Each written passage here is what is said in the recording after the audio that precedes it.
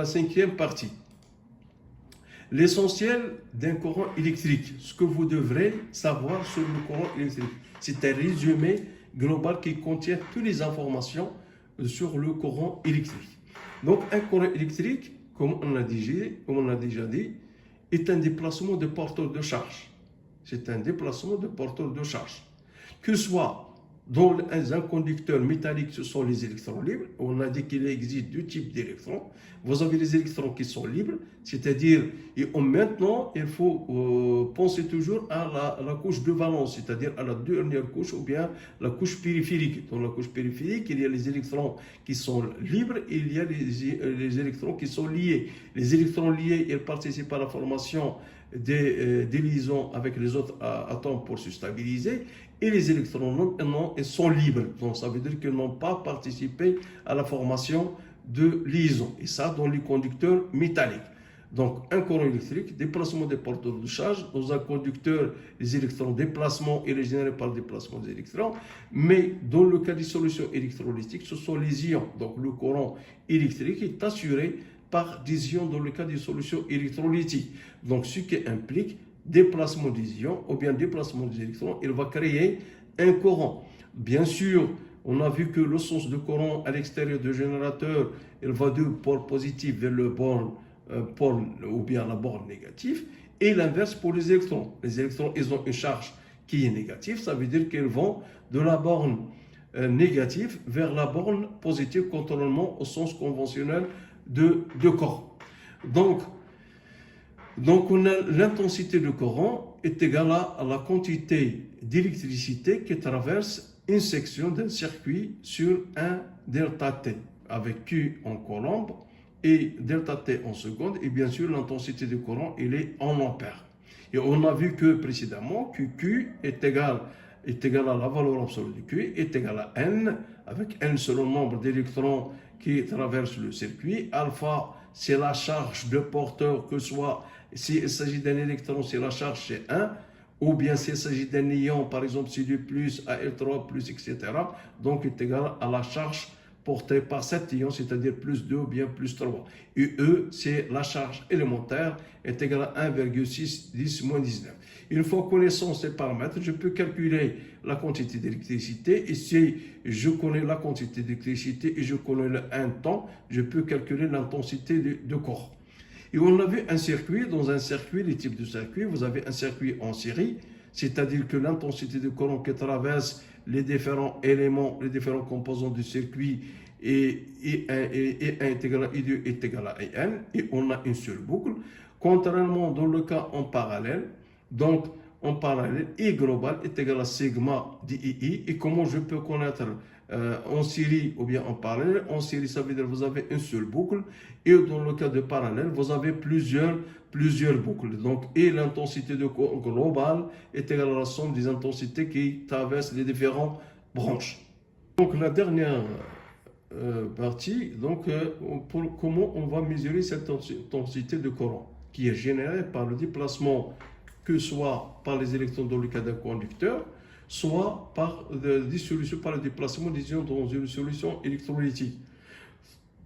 Donc l'appareil qui permet, donc il y a génération d'un courant électrique, c'est-à-dire de l'intensité de courant. Comment je peux mesurer cette intensité de courant? On a dit précédemment que grâce à un appareil, ce qu'on appelle un ampèremètre, on peut mesurer l'intensité de courant. Mais dans cet appareil, de l'ampèremètre qui est déjà branché en série, dans le circuit, on a deux types d'ampèremètres, soit un ampèremètre analogique ou à aiguille, ou bien un ampèremètre numérique, ou bien ce qu'on appelle digital.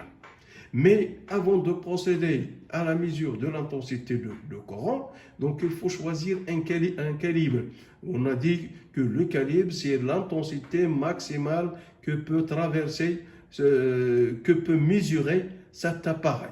Donc, on commence, comme vous voyez ici pour le voltmètre, et ici c'est le calibre pour l'intensité de courant. Donc une fois branché la borne positive dans la borne positive de l'ampèremètre et la borne négative dans COM, donc je choisis tout d'abord le premier calibre, c'est-à-dire le calibre maximal. pour ne pas détériorer l'appareil. Donc, il faut choisir le calibre maximal. Donc, une fois branché l'ampèremètre dans le circuit, donc il affiche le résultat. Donc, je compare cette valeur lue affichée sur l'écran de l'ampèremètre et à ce moment, je peux choisir un autre calibre pour avoir une meilleure précision, c'est-à-dire le calibre qui est proche de l'intensité affichée.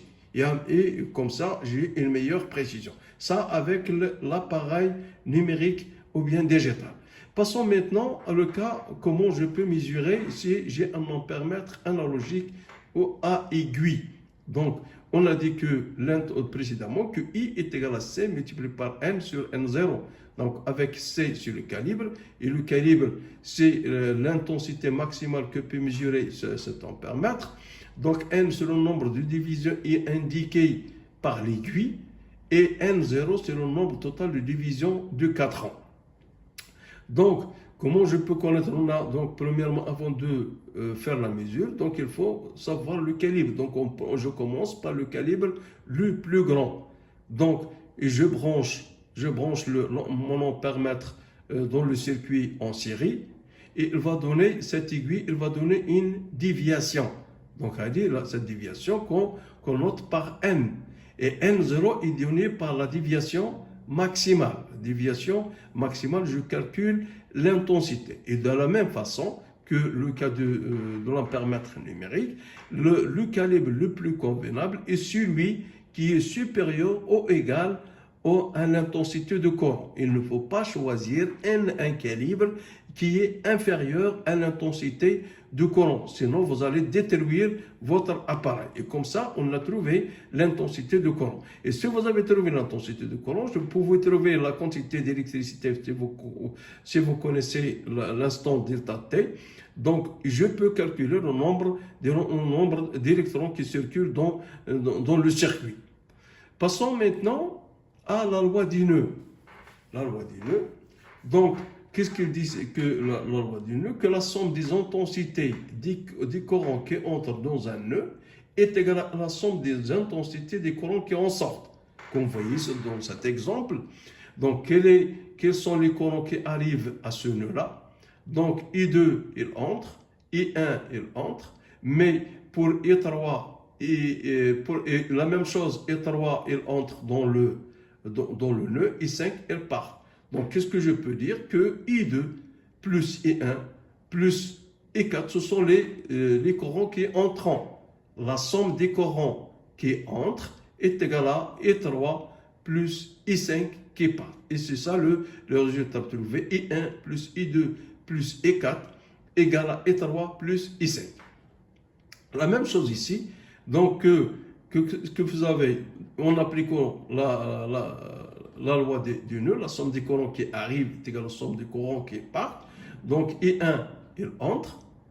Donc, I1 il entre. I3, il part. Et I2, il part. Qu'est-ce qu'on peut écrire? Ça veut dire que I1 égale à I3 plus I2. Et c'est ça ce qu'on appelle la loi des nœuds. Et merci de votre attention.